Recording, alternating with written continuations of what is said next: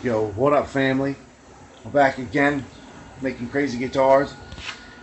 Just finished making my last video with the Jazz Master. So, as you saw in the last little bit there, if you watch that video, other than the fact that I just grew a fat ass fucking beard, I started working on some Gibsons again, of course. Getting myself in trouble with them Gibsons, man. I love them. So I'm doing a 59 Explorer. Speaking of the last video, I edited it down to about an hour, that Jazz Master, but the uncut director's version, man, is like fucking 3 hours long. So I'm going to make you a quick one. This is kind of like going to be a 59 Explorer that was refinished in like 76 with 76 parts. Make any sense? Of course not. So let's see what we got here. We already got the parts, so we're not gonna, bother with all the, here's a video of what I'm gonna do, and I'll show you another video later, me doing it. We're just gonna blast right through it here. So we got a kit, 159 bucks. This is an American-based company. I forget the name of it already. Here's all the accessories that came with the pickups and stuff. It's basically fucking garbage. I don't know why I'm cursing so much. I shouldn't be doing it. It's garbage. I'm not gonna use any of it. Sell it on eBay, Craigslist, whatever. Here's a body. I already started. The holes were a little bit like drilled askew, so I plugged this, re-drilled it. This is gonna be. It's gonna have a little pointer. Pointer knob around it, so it'll work. I already checked it out. Filled in these holes, filler and some dowels, because we're gonna put a real tune-o-matic on there. This is the ground wire I ran up from the back. Body's like 3-piece laminated, not the best, but it's a nice. It's gonna look nice. The back, I mean, it looks, genuinationed. Actually, I'm gonna need the pickup, the back out, pull it out of there. Cavity cover, that fits actually. This headstock, basically pop the nut off. I'm gonna get a better nut. I think it was like a black nut. It's garbage. Put a little popsicle stick here. Level it with some Bondo so I can put like a real Gibson thing. Because this, these kits, probably all foreign kits, they come with this weird sort of three-masted truss rod covers. Gibson of course doesn't use that. So put a little popsicle stick in here, you glue it. That's what I did recently. And it's basically the only thing I've done on it. Mahogany neck, mahogany body. We're gonna really shoot this one in nitro. Let's see here. Parts. These pickups I pretty much made myself out of the parts I had with. Actually, I had the old bobbins in there from when I made that 59 Les Paul, the original one. So I just got some gold covers on there. Here's an old 76 reissue Pickguard, and we yellow that up a little bit. This is actually probably the most valuable piece in the whole thing. The guy said it was like a late 50s, early 60s 335 goof ring. He said it was a real Gibson. It's old, So this is actually really what would have been on the Explorer, like a real part. You know what I mean? If he had listed it right, he probably would have got a lot more money than the 12 bucks I paid for it. Sorry, you see I'm painting, I'm liming a Gibson Les Paul Jr. TV model. Here's a real Gibson part for you. The old, all the gold stuff. Truss rod cover. We got the pneumatics. There's the gold switch and what's this? This is a jack. This Chinese guitar family. Bunch of Gibson gold screws, like 10, the 20 screws for like $2, something like that. 10 for $1. Pretty good. So, for the tuning keys, here's oops, knocked over some stuff there. My daughter's got a little slime factory. She's working on the floor here. I don't know what these kids love about the slime. All those toys are being slimy now. Alright, so moving right along.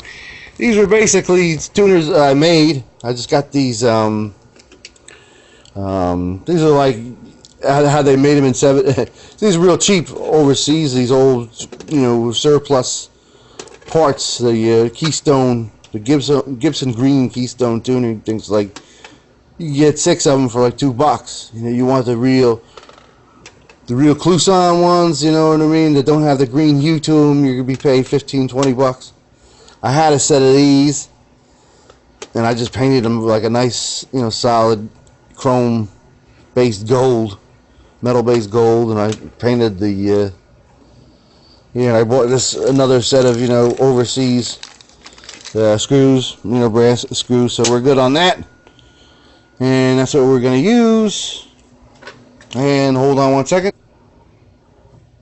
And these are the paints that we got. Instrument lacquer. I always like this, the Mohawk one, and I'm gonna sort of just give it a quick, light coat of this before we do the colors. I actually got a real cheap electric spray gun that I've been using from Harbor Freight. This thing is like, I don't know, $12 I think it cost me. I didn't even have a coupon. So that's what we're gonna do, folks. And if you like it or not, you can either turn off the video and go watch like cats, or you can stay tuned and check it out, because you might dig it and you might not. So first thing we're going to have to do really on that body is we're going to have to route out a little piece for the here, I'll show you. Actually, I'll show you. Because we got this on the cheap, this is not routed out for the switch. See, this is the Pickguard cover. Now I could have made my own Pickguard cover, and it wouldn't have. The only difference between this one, which was like $3 from AliExpress, is this little nub here, which in the 76 sort of raised its ugly head, and that's the only difference, And I figured, for the aggravation of making a Pickguard, you know what I mean? I figured, hell with it. I don't really care. You know what I mean? I'm never going to tell anybody. Who would believe this is going to be like a, you know what I mean, $1 million guitar, really. So, I mean, it doesn't really matter to me. So, I'm going to have to route this out. I'm going to take this over to my brother's workshop. He's got, you know what I mean, a lot better equipment than I do. And we're going to route out some type of little, hole there. I'll give you a little footage of that, and we'll just see how it comes. So, wish me luck, and we'll see what's going down on the journey of life. And we're back. We got it all switched out. Well, I didn't even bring it to my brother's house. I just did it myself. It looks kind of ugly underneath the hood, but nobody's ever see that. This $1 million guitar has never looked any better. The real Explorers, actually the Gibson ones, I've seen some pictures. They're not very pretty either. So when I first got this guitar, it's a real tight fit with all the parts in there. I sort of pre-scored. You can see where all the holes, you know what I mean, are already pre-scored where everything went. So I wanted to make sure that I was able to fit everything correctly. So what's going on now? What are we gonna do?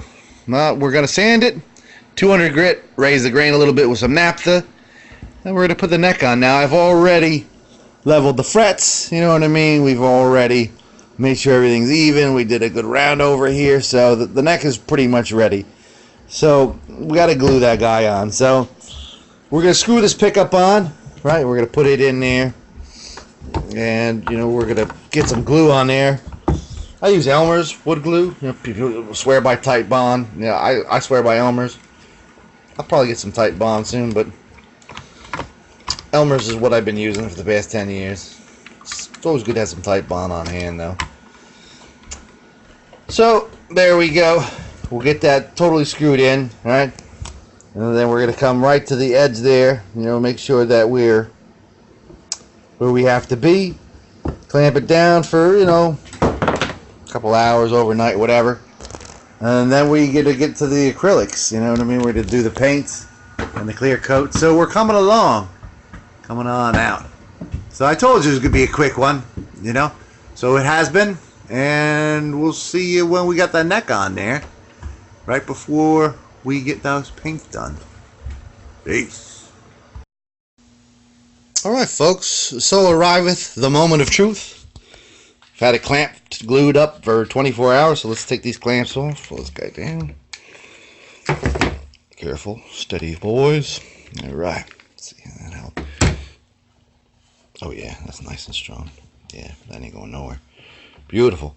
So while it was glued, drying, clamped, I mocked up the the pickguard again with the pickups, make sure everything fit like a puzzle, and it does, which I'm happy about. Also took the time to give the pickguard a little bit of yellow. I know you can't really see it because the lighting's a little bit low here, but the jack plate, it's an old 60-year-old jack plate, and it's got quite a bit of natural yellow, and this is brand new out of the package with the plastic just taken off of it. So I mean, it was like needed a little bit of yellow. So I've tried all the popular methods of trying to yellow up white plastics for guitars. I've seen them all, from putting things in like a vat of coffee and tea and curry for a month, to brown shoe polish, to wood stains. I mean, I've tried them all, and the method I'm about to share with you is what I find to be the best method. But I mean, again, to each his own. So what I do, the Dollar Tree sells like a pack of 10 of these knockoff Sharpies, a whole rainbow of fun. And I love these Sharpies because they're a lot more versatile, I feel, than the real Sharpies.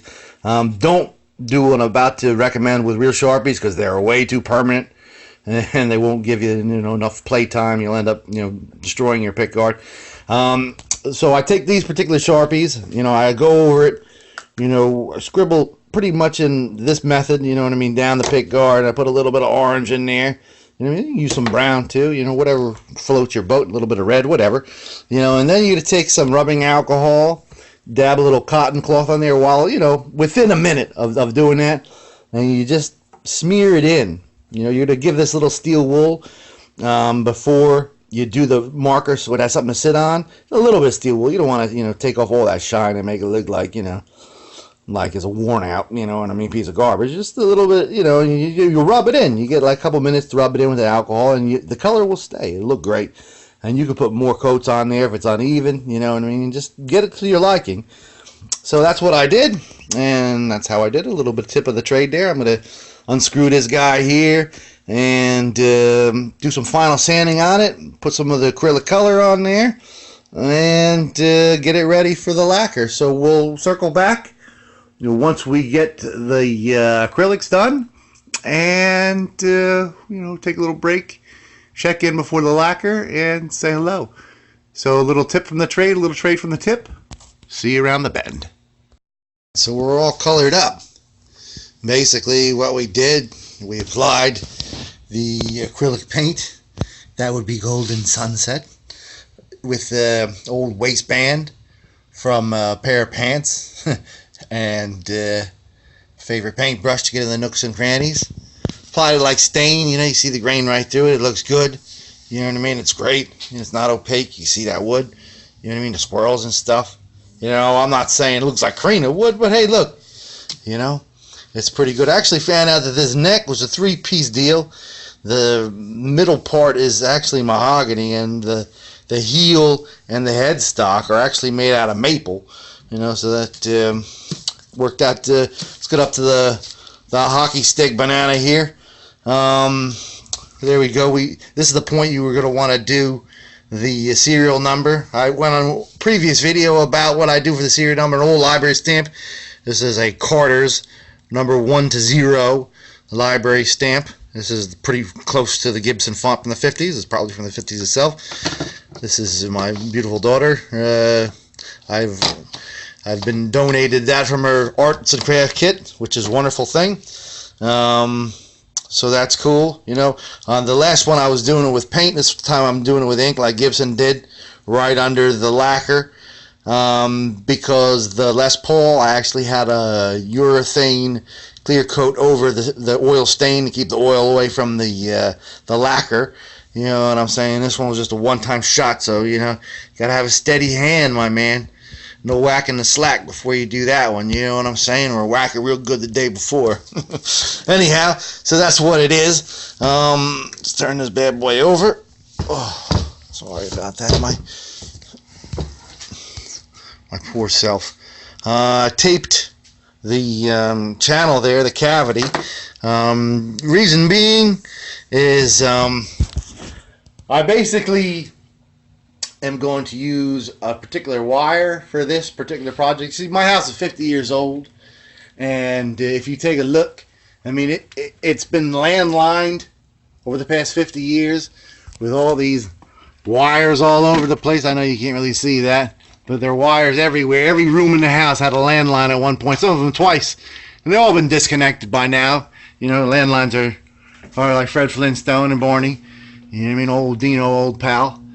But you see, these wires, the phone wires are 4 leads, and they got this nice thick, see that, nice big thick copper, you know what I mean, wire. So I need 4 leads coming from that switch, so it's going to work. So this particular route is routed exactly the size for, here's a piece that I've cut off of one of our dead landline friends from 1969. This is a 50-year-old piece of wire. Isn't that crazy? This is exactly right. So it's going to sit in there like a snug bug in a rug. You know what I'm saying? There'll be no movement. There's going to be no jacking and slacking around. It's going to be tight in there under the pickguard. You know what I'm saying? So I'm not going to be taking the pickguard off ever. You know, there's no reason to disassemble this guitar unless there's a problem with the switch. So that's the way it's be. I don't want any paint getting in there, so I want to be able to, you know what I mean, have that real snapping piece, like real, you know what I mean, real tight on that wire. You know what I mean? It's where it's at, is what I'm saying to you. And speaking of clear coats, because that's the next step along the process of this beautiful Gibson Explorer from 1958, which was sold in 1959, to clarify myself. I was thinking, like I was saying earlier on in the video, about using that cheap electric paint gun, which I've been using, you know, to shoot that nitro. But honestly, it's a paint guzzler, right? And it's basically, you know, wasteful, and I don't want to put too much paint on this. I want to be done with. So I saw old Danny from Stu Mac using like some type of version of this, the Stu Mac version, which is probably 5 times more expensive. Is this, you know, $4.05 from Home Depot? You basically put any kind of paint in there, thin it out, a little bit of lacquer, and you know, you spray it. You know what I mean? I got an additional spray canister, so that's what we're gonna do. We're gonna fill this chamber here up with the instrument lacquer, and we're just gonna spray this bad boy outside on the nice clear day coming up. Hopefully it's a little bit rainy looking today, so wait till tomorrow. It's supposed to be sunny, and I'll hit you up after it's got some lacquer on it. So thank you so much for your patronage. Let's pray for peace in the Middle East. Alright, so we're all lacquered up, man. We are lacquered like a lamb, man. This thing came out great. Products from Home Depot that I was trying to tout before, not very good. It's garbage. Went back to our friend from Harbor Freight, our $14 system, and you know, guzzled up all that paint. And you know, I'm not gonna give it too much lacquer. We're doing light lacquer on this one. Came out real good. So we're gonna wait the 3 days. Give it a wet sand. You know, we're not gonna over lacquer this guy. You know, it's a light lacquer. And after that's done, you know, and we waited, we're gonna get that headstock done. You know, get the black background. So I'll you know, give you a pause right there, and we'll come back after we got it all wet sanded up in about, you know, 5 days or so, and we'll say hello then. Be good, be well. Alright, so we let it set a while, giving a little sanding in the spots that needed, you know, sanding the most.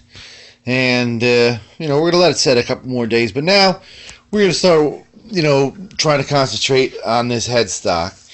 Now I'm going to basically give it a couple layers of paint. First paint I'm going to use, this is my favorite primer for headstocks. It's not easy to come by, so I'm using it very sparingly.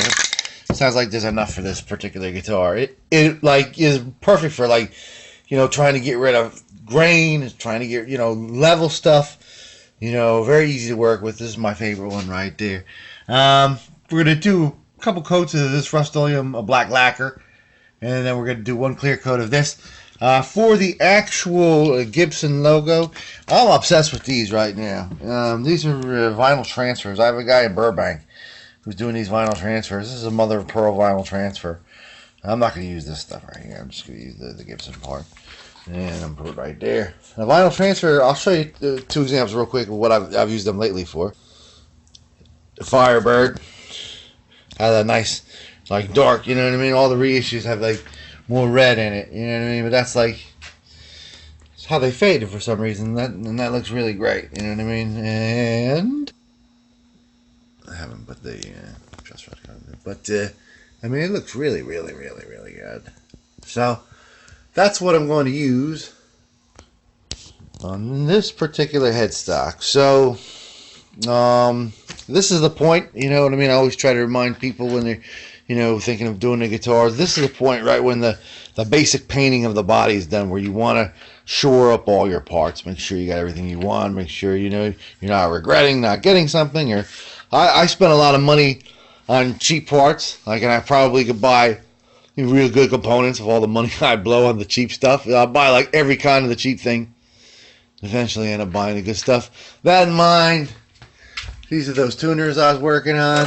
I couldn't stand that green, man. I could not stand it. So I painted it with some testers, lacquer, you know, plastic model lacquer.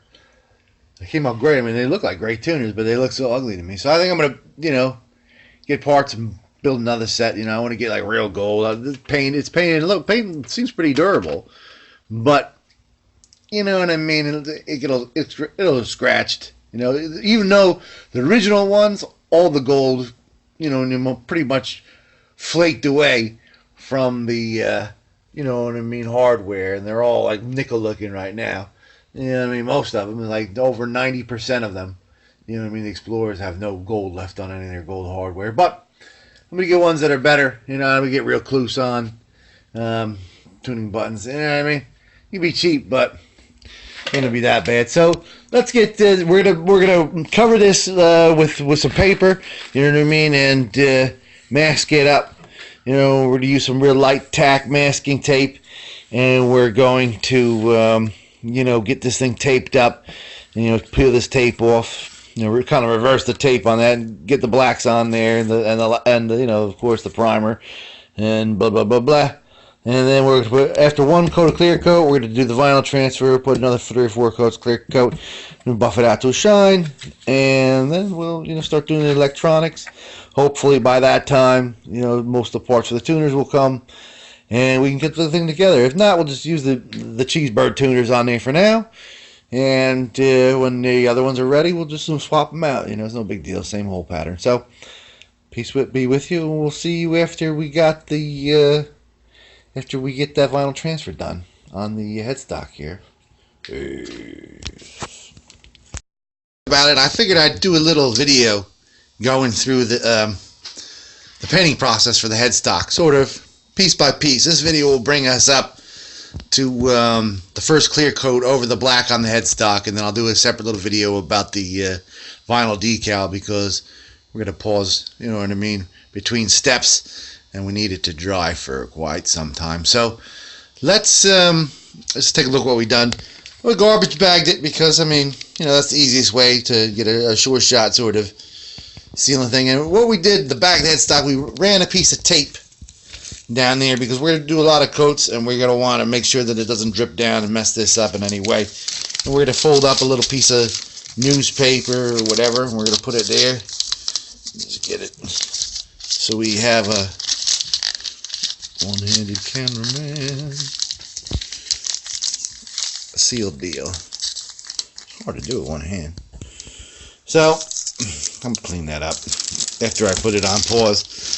So there we go. It's taped up. You don't want to get any, you know what I mean, paint on this particular guitar, you know, during the headstock process, because the lacquer's still dry. You're going to want to wait 3 or 4 days before doing this. Again, this is that little piece of popsicle stick that I bondoed up here.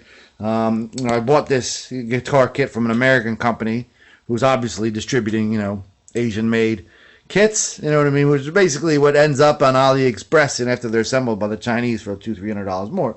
So we're going to coat it with the primer, and I'm going to put a little pause here after we got a coat of the primer just so you can see what it looks like right before we do the black lacquer. Now I put a super duper heavy coat of that stuff on, so much it was like pooled up. Only let it dry for a little while, man. You take a look at this stuff, it dries quick.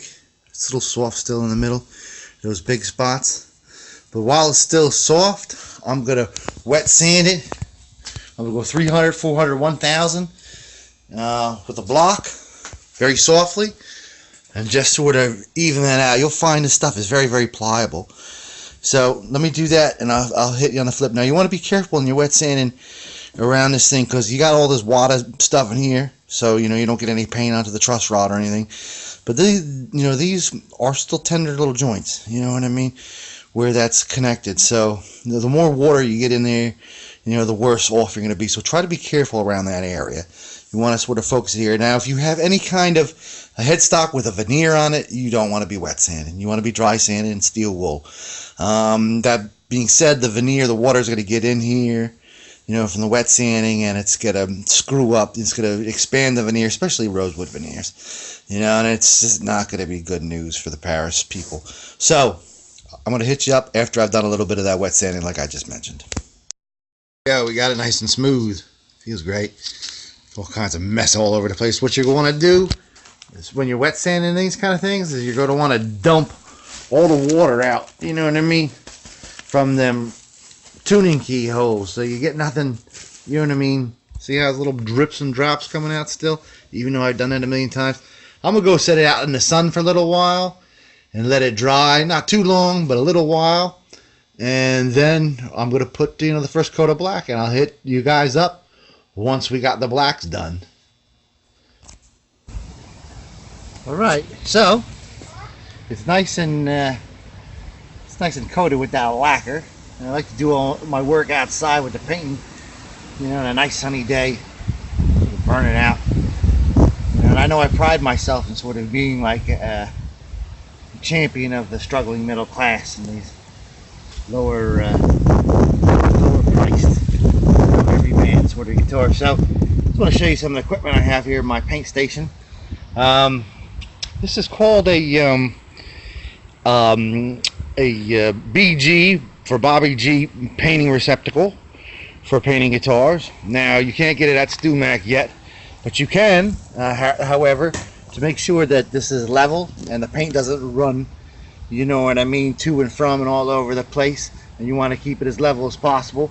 This is available at StewMac in my own line here. This is called, you see, it's a leveler. It's a piece of rock, and it's just basically a big piece of rock. So that's $17.99 plus $50 shipping, and you can get that at the StewMac website. We only accept bank transfers, so you know what I mean. Make sure that you got your credit card ready. No, I'm just playing with you. While I'm out here, because I don't generally take people outside, because you know what I mean, I like to stay in the basement. I'm going to show you where I've been painting my other paint station for when I do the lacquering. It's right here. This old fence. Big old nail sticking in there. See, it's been there for quite a while. I've done a lot of guitars here. See that big build-up instrument lacquer? This fence, well, this little section of fence anyway, will last forever. That instrument lacquer. I would have paused right here. I'll see you when we get that clear coat on there. So we got the clear coat on, right? And the thing about this clear coat, I want to tell you something. It's my favorite, but it's got its limits, right? And a lot of people say, oh, paint, you do many small coats. Not in my opinion. With this stuff, slather it on until it's nice and wet. You know what I mean? Glassy. Especially in this case when we're going to be burying that vinyl transfer in there with more, overcoats. You just want to basically put enough black on there to cover it, right? To get the total cover of black done, and then you're going to want to do the, clear coat, to just cover that and coat that, get it finalized. And then we're going to put the transfer on. So we're going to let this dry. And the other thing about this particular paint is it's the best. And one of the limits is especially with lacquer under it, you're going to, and especially fresher lacquer, you know, you're going to want to bring this down to a nice cozy basement, you know, as soon as it's basically dry, because the lacquer is going to keep curing underneath there, and it's going to cause little bubbles, especially in the hot sun outside, you know what I mean, and the bubbles are going to come up. So you want to bring this down to your cool little groovy basement. And you know, see, it is a broken chair, you know what I mean. And the trick is with this whole system, has to be a broken chair. The reason is your old lady's going to yell at you if you use her nice chair. That's for company. You know, so a broken chair it is. You know what? I was kidding about that Stu Mac thing, man. I don't mean to mess with Stu Mac, man. They got lawyers too. You know what I mean? That's a good place, man. That's just a rock for my garden. It was just social satire. I'm so sorry, Stu Mac. I would love for you to sponsor my channel.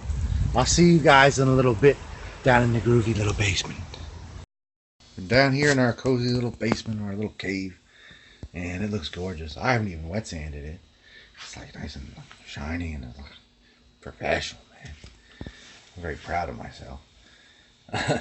So what I'm gonna do, I am gonna wet sand it. I'm gonna polish it up a little bit. We're gonna keep doing this while it's all relatively wet. Now remember, it's still drying, this lacquer underneath here. You don't want to have, even though this is like low tack tape, you don't want to have it on too long. You know, you're gonna mess it up. So we don't want to try to do this as quick as possible.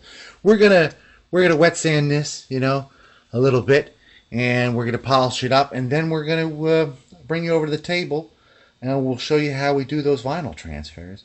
And now we got to do it real quickly, so let's not delay. The one thing about working on the Gibson Explorer, especially this particular setup where I had to glue the neck to the body, you know what I mean, early on in the build because of the electronics and the setup and everything, it's so damn unwieldy. The goddamn thing is like so bizarrely shaped, bro. It's fucked up, man. It sucks. So this is still going to be a little ugly, but you're going to want to have a little shine to it, you know what I mean, and a real soft coat here. The wet sanding will help in the quick cure. You know what I mean? It's not anywhere near cured, but it can still be ugly at this point. You know what I mean? So we're gonna put this guy on now. The one thing about these transfers, the vinyl transfers, is they are like extremely. Once it's down, it's down. So you got to be like, you know, in another one of those instances where you have to be real sure where the positioning is. You don't get any chance. Water slide, you move it around a little bit, you know, paper towel, and you move it around again if it's not good. But this one, you got to be pretty damn sure where it goes. So I'm going to consult my pictures real quick, and I'm going to put it on a pause, and we'll flip right back out when we got it attached. Now we're going to peel this back off. This is blue back. Sometimes it's like light pink. I've seen just regular white. Peel that off, and then we're going to position this. Now we don't take this off for 10 minutes. And the thing is with this lacquer, you know, I mean, it's only been, you know, a couple hours since we started painting this headstock as is. So, I mean, you're not going to want to leave this on any more than, you know, 5-10 minutes because that plastic will start sinking down. And the idea is you want this to sink a little bit in there into the wet, you know what I mean, paint, and then the paint over it. So it's going to, you know what I mean, blah, blah, blah, blah. So I'm going to pause right there. We're going to put this on, and I'll show you right before we peel off the top coat. And then we'll peel off the top coat and we'll keep painting our little heads off. So I'll pause right now. Well, in the case of everything going wrong, in order, seems that I guess being shipped in the heat or something, the Gibson actually stuck to the backing and it had all kinds of paper stuck to the back. So I actually had to I used spit actually. I used saliva to peel that chunks of that wax paper off the back of it. It was a real jerk-off pain in the ass, to be honest with you, man. I'm kind of disappointed. Here I'm touting these vinyl transfers like, you know, the second coming. And they're just as fallible as all of us. Anyway, let me concentrate on getting this right. I'll see you in a second. Well, I took a hairdryer to it, and, you know, before I stuck it down, sort of get it soft again and get that glue, you know, mixed in with, you know, my spit remnants. And I'm going to let that sit on there for 5 minutes, no more, and I'm going to peel that tape off very, very carefully. You know what I mean? You're going to, when you peel it off, you're going to want to stick a little X-Acto knife in here when you see any kind of white area where it's not, right here would be good to start. And you just would hold the piece of tape down and work that little X-Acto knife in there, you know, when you're pressing down the thing so it doesn't pull it all up. So let's hope it worked out, man, and I don't have to call my man and You know what I mean? After he's done such a good job, and I've been corresponding, like, hey man, you're the greatest, bruh. And I email him, say, hey man, what the F is this, mother F? I'm all the time. Yeah, see, you piece of blah blah blah. See you in a minute. So there, don't know which way is up. This thing down, sideways, side to side. So I've peeled it off the little piece of tape, and as you can see, it's left a little indentation because the paint is still wet. That's okay. We're going to go put a couple more coats on there. As soon as we're going to bring it back in, we're going to yellow the gypsum up a little bit. You know what I'm saying? We all like our yellow. We're going to do the yellow kind of the same way that we did the Pickguard. Little tricks with the Dollar Tree Sharpies. And I'll see you after 2 coats and, you know, our little yellow one. The yellow beller. So there we go. We've given it a tiny little bit of yellow. We've used the same, you know, usual suspects that we used before. Try a little bit of the regular yellow too. We do like a quick blot, you know what I mean, with alcohol on top of it. We just want to get it subtle enough. Can't really see it here because we're very early. But be real careful because the vinyl transfer has been made very hot by the paint, so you can mess up the vinyl transfer very easily still at this point. But we want to get it early on in the overcoat process. You know what I'm saying? So that's that. See you in a couple minutes. Now here's where you're going to want to do like the light kiss me coats. You know what I mean? So to prevent that vinyl transfer from peeling upward, because it's, you know what I mean, we got to bury it. So we do the light kiss me coats, you know? Little tiny ones. Coaters, you know what I'm saying? Flybys. Don't want to overdo it. So we got numerous coats of, you know, paint on there. I mean, there's, you know, lots and lots of paint on this bad boy right now. So let's let it sit in the basement now for a good 24 hours, you know, before we mess with it. We're gonna still need to put like 5, 6, 7, 8, 9, 10, 20 more coats of clear on top of it to bury that vinyl sucker, but it looks good. So let's not mess with it. It's starting to crackle and bubble a little bit around the corners of them. We don't want to, you know, any distortion to progress, you know, with the mess. I don't know if you can get it there. This isn't the greatest phone, folks. Look, I'm a poor man. I don't have no Apple phone, man. Anyway, thank you so much. We'll see you tomorrow. Alright, so day 2. Here we are. I didn't even bother spraying it out anymore with Rust-Oleum. I just switched right to that's actually a clear poly. You know, always got that little yellow tint foam brush. You know, just I've put like, I guess 2 or 3 coats on, 3 thick coats. Needed to make up the deficit. You know what I mean, of the level of the transfer. What the problem was is the adhesive on the transfer was just it was just not good. You know what I mean? It was highly compromised. So we had to, you know what I mean, get it sunken down because the edges weren't sticking, you know, to the already, you know, still half wet paint. So it was just sort of like, you know, flapping up on the sides, you know, on the edges. So I needed to peg that down, and it did. It did a good job, the poly. So I'm going to put like 2 or 3 more coats of that poly on, thick coats. And after it dries, I'll take a look at it tomorrow, you know, and see, maybe switch back to the spray, 2 or 3, you know, coats of the spray just to give it a little shine on here. And, you know, we'll check it out on tomorrow. And, you know, we might not even need to do it. We might be able to get away with just doing it in poly. You know, sometimes you get weird streaks from poly, though. So we'll take a look at it tomorrow, you know, give it a little wet sand and see how it comes out. Until then, be good, my friends. Be very good. Right. Well, that would make any mother proud. Look at that. I'm not even going to wet sand it right now, to be honest with you. I had some issues last night. You know, I tried to sort of, because it was pretty dry, try to, you know, bring it out to its final stages. But since I added that small coat of the crack and bubble, you know what I mean, it's got all those chemical swirls that was just, ugh, you know what I mean. I made the stupid mistake by going out and trying to spray with enamel. Figured enamel was a little bit less base, you know, a little bit less, you know, offensive, you know. But enamel just started cracking and bubbling too, so I had to coat it with urethane again and sand it out and give it another 2 coats.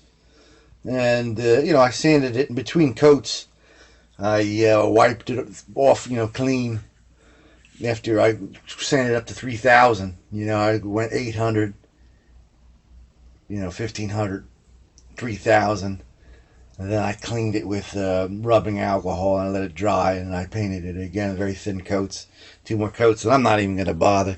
You can't see, it's just beautiful though. I mean, you can't really see any, you know what I mean?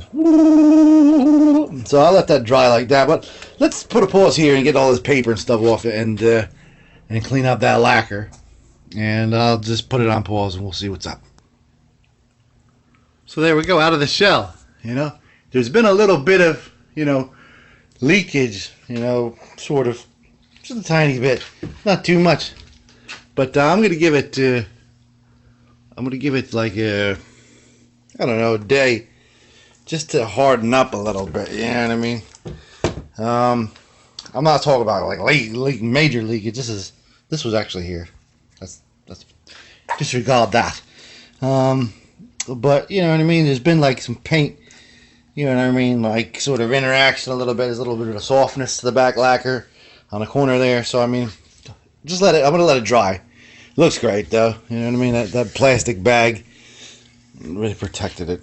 I was like banging down the stairs every time I brought it in and out of the house. Leave this tape on till I do the electronics. I'm gonna, like I said, let it set about a day, 2 days. You know, maybe 3 days. And then we're gonna go and give it a little bit of a wet sand, and, you know, clean it up. But it looks good. You know, the wood looks great. And after we're done getting the shine to it and it's dry, we'll start, you know, doing the electronics. And, you know, we'll have a nice little Explorer guitar. Peace be with you, my people. Got the electronics going, happening, doing it. We got these cavities here shielded up. I'm going to give you the quick thing. We got all the wires run, that big old phone cord. We got the schematics printed out, and we got the colors, you know, we marked out as what we soldered it in there. Everything is, you know, according to Hoyle. We still have those little tiny holes, you know, that we drilled, you know what I mean, in the get-go. So it's pretty much ready to go. So we're going to put this electronics down. We got everything coming out of the back cavity there. And I'm going to put you on pause, and we'll come right back to you once we got it in there. What we're going to use for screws, see, we've already sunk these guys in there.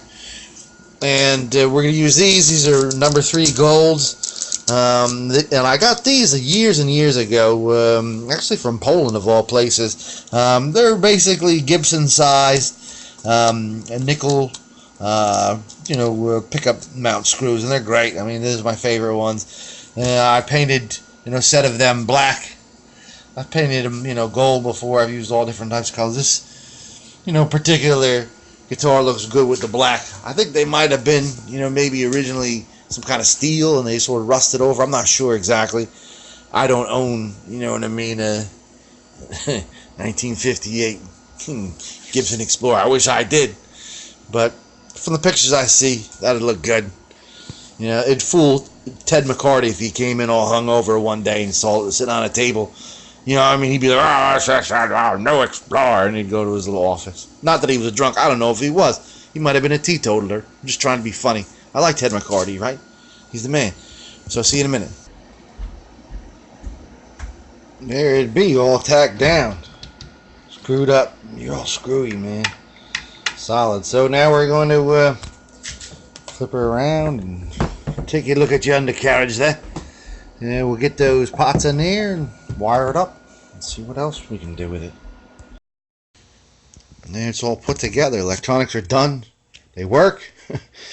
Get some sound out of there. I had to actually manhandle this pickup out of here a couple times and take the pickguard off because there's something compromised with that green lead on that old telephone cord. So I'm going to give a lot of kudos to this paint here, which I used to paint these screws. I mean, you can see I've taken that off the guitar like 3 times. You know what I mean? In an angry method too. You know what I mean? And it didn't break through that paint at all. You know, usually, you know, a screwdriver will break right through, you know, cheesy spray paint, but look at that. Still perfect. So that's this. You know, I mean, this paint, actually, you can get this, a can of this for 94 cents at Walmart. This is the cheapest of the cheap. I think I got this at Advance Auto like 5 years ago. This paint is actually not only is like the giving paint, because there's been a couple times where I've had like Rust-Oleum paints or Minwax and spray paints, and the nozzle, the valve gets all screwed up, and I've actually taken the valve and borrowed the valve from this can because it's like a simple thing, you know. The other ones have like a easy comfort grip valve, you know. It's got a simple little valve. I've used that valve for like 6 or 7 different spray paint cans. That's a great can. I've done headstocks with that. You know, I've done all kinds of sets of paint, all kinds of black, you know, metal. You know what I mean? Jack plate on one of my Kramers with that. So that's a good can of paint. That's a great investment. So, you know, we got this is pretty much dried out. So it's ready for a final, you know, treatment with some butcher's wax. And we're going to put some mineral oil on this guy before we put that nut on. And we're going to give, you know, nice final waxing to the guitar again, you know, because we've given it a, you know, handled the shit out of it. So what parts are left? Let's go to the old 1970s TV set here / table and see what we got. Strap buttons, we can put them on now. This will be one of the last things to go on. The nut, put that nut on. Truss rod cover, that's always the last for me. I don't want to put it on the headstock until it's fully dry. Got the components in to make the new inlines. As I said in the last video, I wasn't really happy with these. This is more or less a practice set. I'd gotten like 5 or 6 sets of these incorrectly from eBay. You know, I bought them off a Chinese guy, like $5 a piece.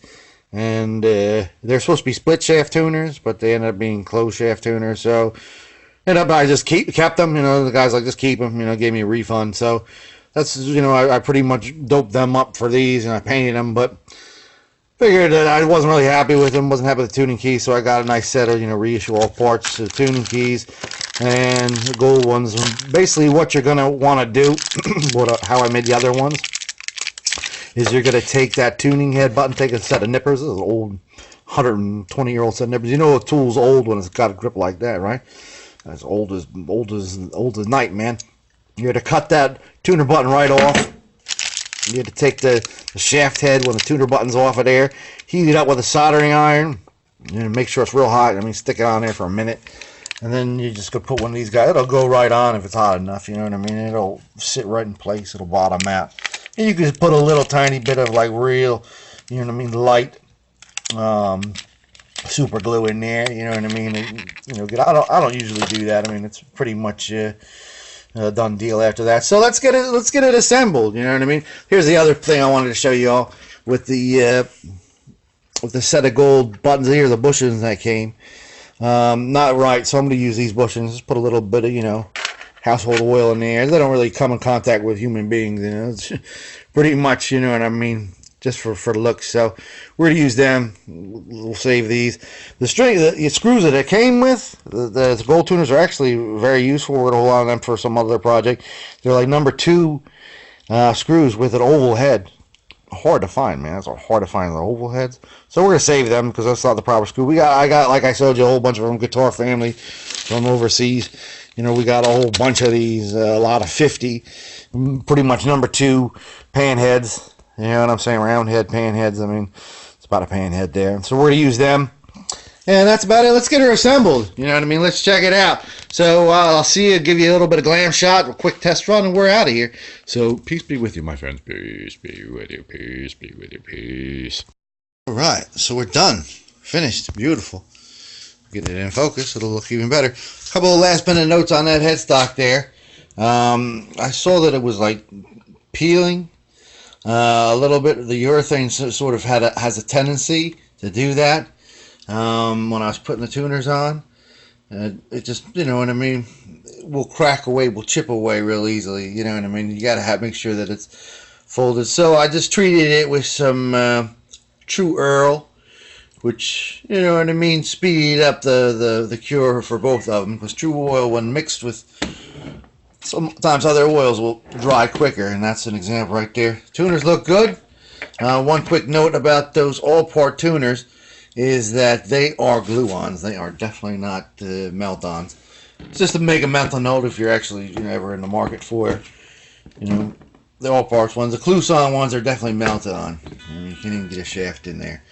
So there it is, man. You know what I mean? Beautiful, gorgeous, wonderful. Ups and downs. Downs, I mean, about the model itself, as I've been saying all through the build, it's a real unwieldy fucking guitar to work on. I mean, sitting there in the chair, sanding it, putting it on the workbench, you know, you can't just lean it against a chair or like an amp. You know, it's a special needs guitar. You can't put it in a regular guitar stand. You know, special needs. You can't just throw it in the case right here. You know what I mean? It's a real, you know what I mean, because of its, you know, odd sort of shape. It's sort of like a odd man out. But, however, that being said, it is a player's guitar. You know what I mean? You can sit down with it. You know, put your knee right there. You can stand with it. You put this part fits right under your arm, and this part right under your wrist, like effortlessly. I mean, with a strap playing it, it's like nothing. You know, you got the inline tuner, so it's something great. You know what I'm saying? So, you know what I'm saying? Not gonna play it out because I don't have a case for it, but but you know what I mean? It's definitely a player's guitar. You know, and no matter if you're, you know what I mean, like a lead guy like Eddie Van Halen, or like you're just, you know what I mean, rhythm guy, strumming, you know what I mean, or picker, or grinner, or lover, or sinner, or whatever, you can get to everything. You know what I mean? There's, you know, access to this, you know, the little frets up there. So that's a plus thing. Pluses and downs, up and minuses about the actual materials for this particular tribute build. The kit, the wood, like, seemed like it came out of King Tut's tomb. You know what I mean? It seemed like it was stored in an arid desert for 1,000 years. You know what I mean? It's real dry. You know what I mean? It was, you know, it obviously had been mistreated, you know, thrown around a little bit. There's all kinds of dents and marks all over it. Plus, all the holes, the pre-drilled holes on this particular kit were in the wrong place. We already went over this, but this is like crooked. This was, you know, initially, if I put it in with the original things, it was way too high. You know, there's a lot of, you know what I'm saying, just like miscalculations that were, you know what I mean, kind of like in the jerk-off mode. The shape of the headstock should have been a little bit more droopy, you know what I mean, but it's a rare model. So, I mean, that being said, I got the kit, right? I glued it together, I put strings on it, and the damn thing, the intonation was damn near perfect. Right, the action sat right at, you know, 4/64ths, right there. There wasn't a buzz up and down the frets. I mean, usually you put a guitar together for the first time and you spend like 2 days getting all the buzzes out and the neck straight. Everything was totally 1,000% right on. So I mean, the you know, ups and downs, whatever the fuck, you know what I mean. It definitely is a great guitar. It's a beautiful looking guitar. It sounds great, and I'm gonna give you a little bit of that right now. Let's do the sound test. I don't have that many friends, you know, I'm a loser. So I'm just gonna sit down in front of the amplifier, give you a couple, you know, sounds myself, and then, you know, we'll bid it do. What's next? We got 2 strap bodies there on the bench. Not sure what I'm gonna do with them, or if I'm gonna do something else, but probably I'll put a strap together if I'm feeling so inclined and want to backpedal. But that's it, man. So over to the amp. Let's give you a little show, man. How bad of a guitarist I really am. This time, not much to be said. It's basically your standard up and down switch. Nice clean sound. Middle pickups, both of them.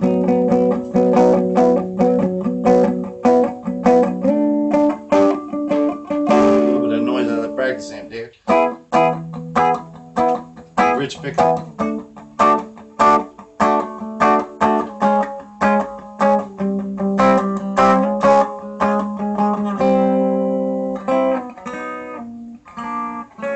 It's a nice guitar, you know what I mean? It sounds good. But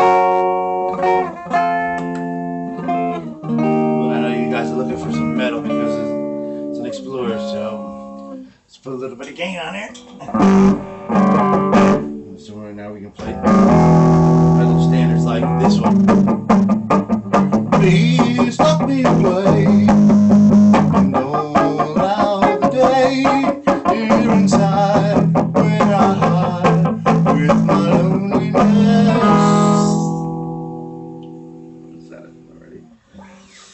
I love Peter and Gordon. Peter and Gordon, you like Peter Gordon? See, that's 8 years old. Knows who Peter and Gordon is. There it is, 1958 Gibson Explorer. Cool beans, right? Peter Asher, like Paul McCartney's half his brother-in-law. Right, Sis? Yeah, I love the bloody Beatles.